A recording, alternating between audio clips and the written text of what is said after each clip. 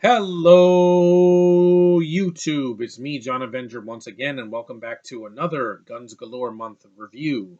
This one is a 1994 action thriller from director John DeBont in his feature film debut. What a debut!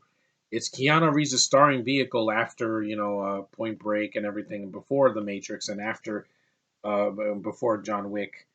Speed, yes, the original Speed, the only good movie in the franchise, which, to be honest, it should not have been a franchise to begin with. But let's read the back in case you guys, new millennials, never heard of this movie.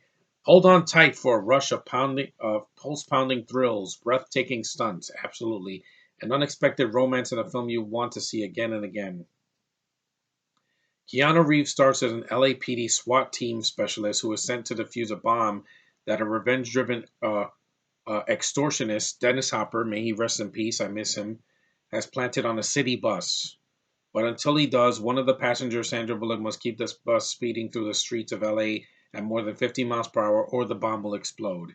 Or if someone tries to leave the bus, it'll explode. A high octane chase of suspense, absolutely. Non-stop action and surprise twist. Speed is a joyride sure to keep you on the edge of your seat. And it did. And I saw this movie when I was a kid. I wasn't supposed to, but I did, and it was one of the few R-rated movies I saw back in 1994 that I was into. Because when I was a kid, I saw Terminator 2 when I was a kid, and this, and Air Force One. Yeah, I wasn't. It did not mess me up as an adult. This film has a hell of a cast I mentioned Keanu Reeves and Dennis Hopper. You also have Joe Morton's in the movie. He was in Terminator 2. Speaking of that, Jeff Daniels is in the beginning of the movie. Mark Mancina does the music, and the score is really good. It's basically Die Hard on a bus, and the film was a huge hit. Like, people didn't see this coming. It was a mid '90s film. Keanu was finally a bankable star on his own without being, in an ensemble cast. The movie was $30 million, the budget, and it made 350. Adjusted for inflation, that's probably almost $1 billion worldwide. And this is one of the few really good action movies that's under 2 hours long. So it goes by quick. It doesn't feel like it takes forever, and it's well directed. And like I said before, and my mind hasn't changed. This is the only movie I like with Sandra Bullock that she starred in, because everything else I've seen her in, I just was not a fan. I don't think she's comedic in Miss Congeniality. I hate Speed 2, that movie. This is the only Speed that matters. I didn't see the Miss Congeniality sequel. I think The Heat is overrated. I don't care about that. I haven't seen The Proposal. I don't like her dramas. I'm just not a fan of hers, guys. Minions, I liked John Hamm and the rest of the cast. I thought she was just like there. She had one good line.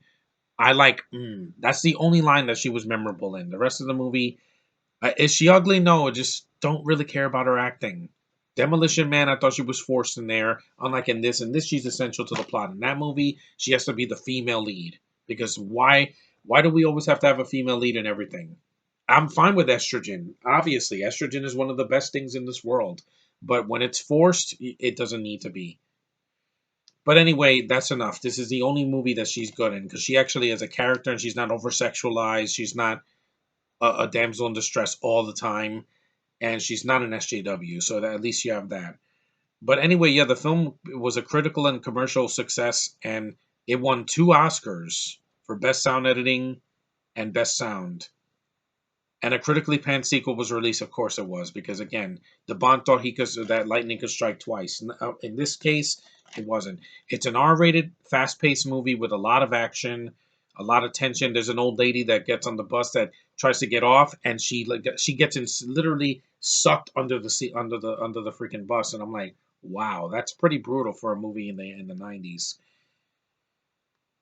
And yeah, the movie is R rated, so this is not for kids. It's very violent. It's very, there's a lot of F bombs in the movie. And, the movie is definitely, it's aged well compared to some other '90s films. And yeah, the film, Roger Ebert gave it a 4 out of 4 stars, which he rarely gave to an action movie, especially in the '90s. Films like Speed belong to the genre I call bruised forearm movies, because you're always grabbing the arm of the person sitting next to you. Done wrong, they seem like tired replays of old chase cliches. Yeah, like again, like in Speed 2. How can you make this better?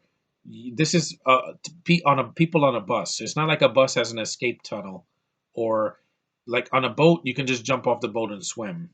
That's why Speed 2 didn't work, and making it PG-13 didn't help either.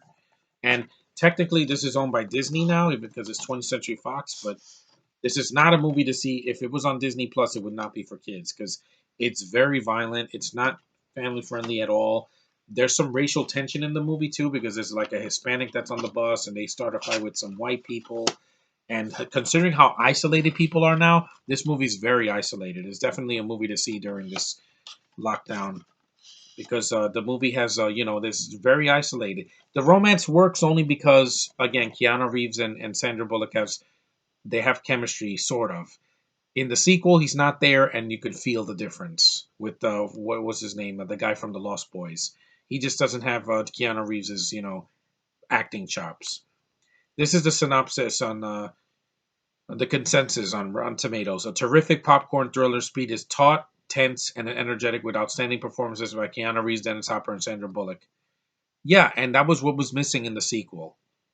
You had, instead of Dennis Hopper, you had Willem Dafoe, good actor, but he was wasted. The lead guy in that did nothing for me. The stunts are good, but it's not R rated, so it really really hurts the film a lot. And this film, while it has special features, I wish it had more recent special features, like Keanu talking in retrospective about this movie. I mean, it is over 25 years old, and it still holds up. If you haven't seen this movie, what are you waiting for? Go see it. There's plenty of ways to see it, and like I said, it's the only movie that I can watch Sandra Bullock in, and I'm not cringing. I'm like, oh god, why is she in this movie? And like I said, they don't. The sequel doesn't exist in my mind. I don't own the sequel. I hated the sequel. That's the reason why I don't like Sandra Bullock, mainly because the sequel, she's the star, and she did not deliver. Here, she's part of the plot. She's not like a again an add-on. She's essential to the plot. Now, in recent films, well, who else is in the film? I forgot. Besides the cast members I mentioned, Alan Ruck is in it. Carlos Carrasco, that's the guy on the bus. Uh, yeah, there's a lot of people I never heard of, but yeah, it's got a really good cast for the most part, and it holds up. Keanu doesn't have like a bunch of one-liners like Arnold. The way Dennis Hopper dies, I'm not going to spoil it if you haven't seen it. It's pretty epic because you don't see it coming. It's like a Looney Tunes death. And yeah, there's a lot of tension, and the movie is not long. Like an hour and 56, it goes by quick. After seeing movies like Endgame, which are very long, but it's epic, and Lord of the Rings, The Hobbit, and even the Chronicles of Narnia movies, which are overlong and aimless, this movie seems like an hour and a half in comparison. There is some filler in it in the beginning. Like I said, the beginning has nothing to do with the bus. But it sets up the villain really well, and Dennis Hopper is just really awesome. I miss him.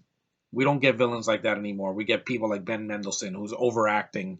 The only good thing he did was Captain Marvel because he's not yelling, which I'm sick and tired of villains yelling because it doesn't make them intimidating in the slightest.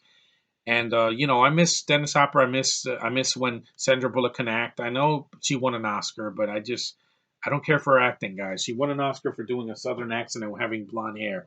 Whoop de freaking do! I just don't care. In this, I was 9 when I saw this, so didn't judge as much. Now I do because I see people's performances and I'm like, yeah, some of them hold up, some of them don't. This one does because it's a good movie. But anyway, John DeBont could have done better than doing a crappy sequel. He also did the first Tomb Raider movie. I think either that one or the second one. I liked the first one. I thought the first one was okay with Angelina Jolie. The second one, I was just lost. But I'll eventually review that. But Speed is good. If you've seen a lot of 90s films, this is one of the better ones that doesn't have Bruce Willis or Arnold or Stallone. It's a good film, and it holds up. And like I said, the only thing I could watch Sandra Bullock in that I don't cringe. But anyway, guys, thanks for watching. Take care, and I'll see you guys in the next review.